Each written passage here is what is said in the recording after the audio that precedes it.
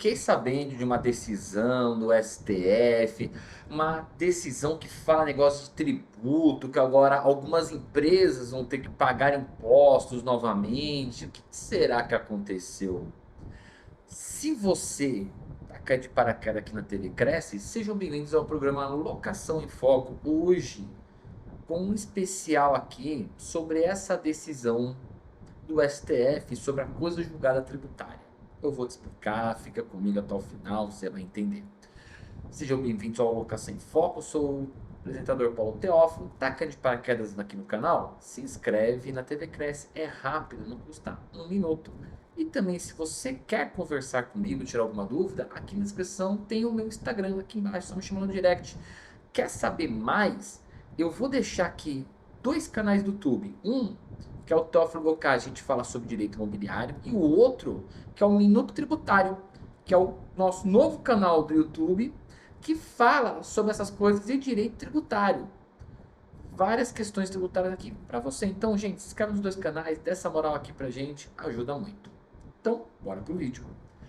Quero deixar claro para vocês, primeiro, o que é essa decisão nova da STF, que fala sobre a coisa julgada tributária. Primeiro explicando para você que está me assistindo o que é a coisa julgada.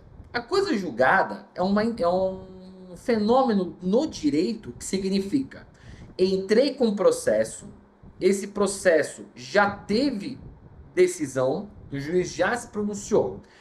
Aqui ele faz a chamada coisa julgada formal, ou seja, o juiz deu a sentença, aquilo que eu estava discutindo no processo chama-se coisa julgada formal, ou seja, ele acabou, não mexe mais. Só pode ser alterado por recursos.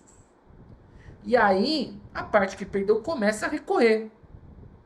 Quando acaba todos os recursos, não tem mais recurso para se fazer, acontece a chamada coisa julgada material, ou seja, aquilo que foi decidido não tem mais como ser modificado. Por isso que se chama coisa julgada. Aquilo que se discutiu está julgado, acabou. Pensa na seguinte situação: ingressei com ação no judiciário dizendo que empresas que recolhem PIS/COFINS não podem recolher sobre o que entra do ICMS, que é a chamada tese do século. Então está sendo falado agora, está sendo ventilada a tese do século. Né? O Supremo Tribunal entendeu que quando você calcula o PIS/COFINS, você não pode contabilizar o ICMS e o ISS. Ó, que coisa. Então, aquilo foi decidido. Ou seja, aquele julgado, para quem se beneficiou dele, para as empresas que ingressaram com esta ação, possui a chamada coisa julgada material. Ou seja, está decidida aquela questão e não vai ter mais alteração. Isso é para a gente ter um outro instituto chamado segurança jurídica. O que é segurança jurídica? A partir do momento que está decidido que 1 mais 1 é igual a 2, acabou, 1 mais 1 é 2, não tem mais discussão, aquilo não vai ser alterado. Entretanto, a discussão antiga que ocorreu com algumas empresas que ingressaram com ações sobre contribuições sociais no passado e tiveram reconhecido o direito de não pagar aquelas contribuições sociais. Entretanto, durante este período de tempo, na década de 90 foi tudo isso. Durante este período de tempo, o Supremo mudou o posicionamento sobre aqueles tributos.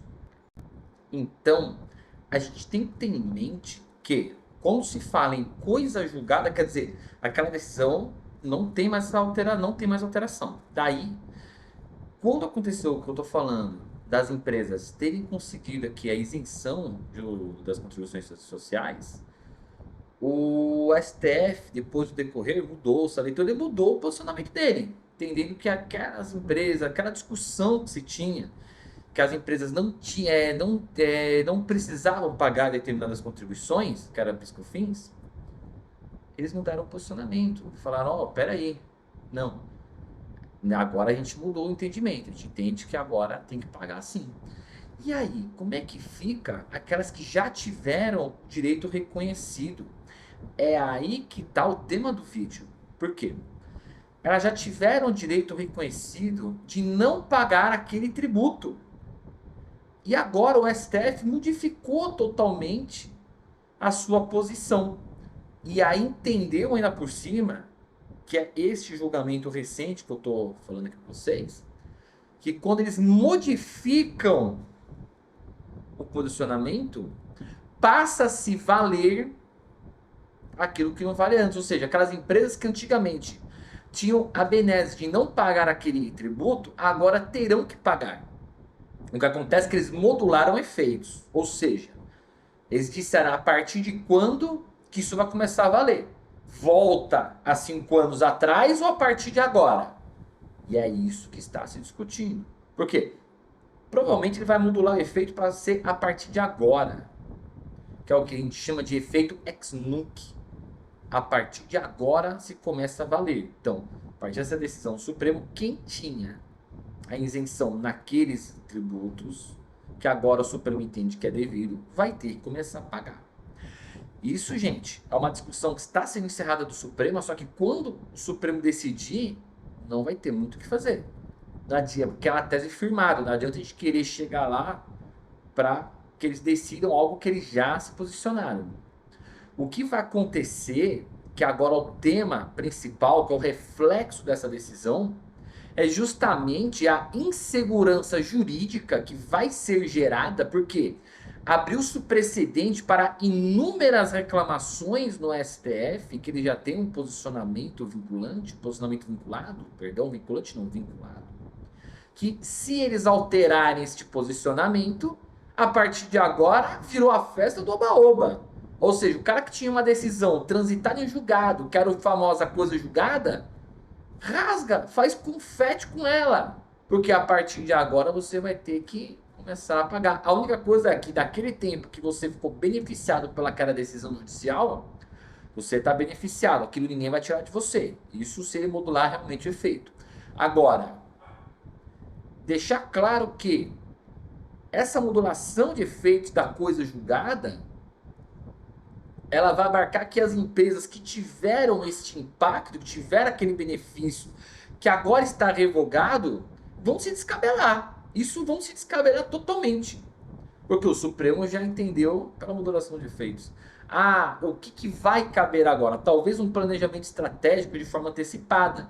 Isso talvez seja importante. E aqui eu deixo a dica para os advogados tributaristas que estiverem assistindo. Porque a partir do momento que uma decisão judicial ela tem força de lei e trata-se de uma lei tributária, ela tem que atender o princípio da anterioridade. Ou seja, não vai ser do dia para a noite que o Supremo vai chegar nesse ponto. Então, aquelas empresas que eram beneficiadas pela coisa julgada, a partir do momento que teve essa alteração, o advogado tributarista que está atuando para as empresas, ele vai ter que tentar se fazer valer pela aplicação do princípio da anterioridade. Vai ter que entrar com mandado de segurança para que o fisco não cobre aquele tributo, aquelas contribuições. Porque o princípio da anterioridade é aquele princípio que diz: o poder público ele pode mexer nos impostos, ele pode mexer nas taxas, nas contribuições, pode mexer em tudo isso, contanto que não pega o contribuinte de surpresa. O contribuinte tem que ter um prazo para saber. Esse prazo é um exercício fiscal até o exercício fiscal subsequente. Para alguns tributos, atendem-se um mínimo de 90 dias, que é a chamada anterioridade nonagesimal. Alguns impostos que possuem um viés extrafiscal, que é, por exemplo, imposto de importação, imposto de exportação, o imposto de produtos industrializados, o IPI, eles são exceções à anterioridade. Por quê?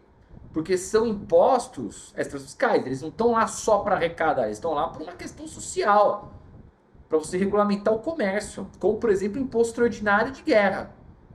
Se acontecer um imposto extraordinário de guerra, esse pega todo mundo de surpresa, esse não vai ter observância da anterioridade. Agora, as contribuições sociais não, elas têm que ter observância pelo menos da anterioridade decimal, no mínimo isso.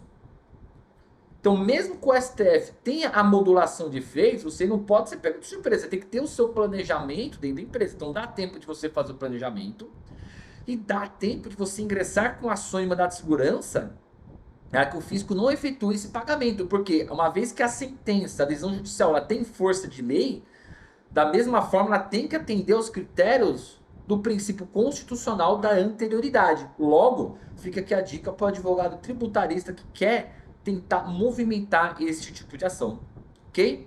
Então, esse programa aqui eu saio um pouco do contexto de locações porque ele é importante, de fato, ele traz aqui um viés jurídico que vai impactar não só na área tributária, ele vai impactar em inúmeros setores, porque toda vez agora que o Supremo mudar o entendimento, eu já tenho um precedente que eu posso aplicar o entendimento novo e posso revogar coisa julgada. Então, olha a bagunça de insegurança jurídica que o Supremo acabou de causar aqui no nosso ordenamento jurídico. Então, vamos nos preparar, coração apertado, porque estômago para aguentar os tempos difíceis que virão.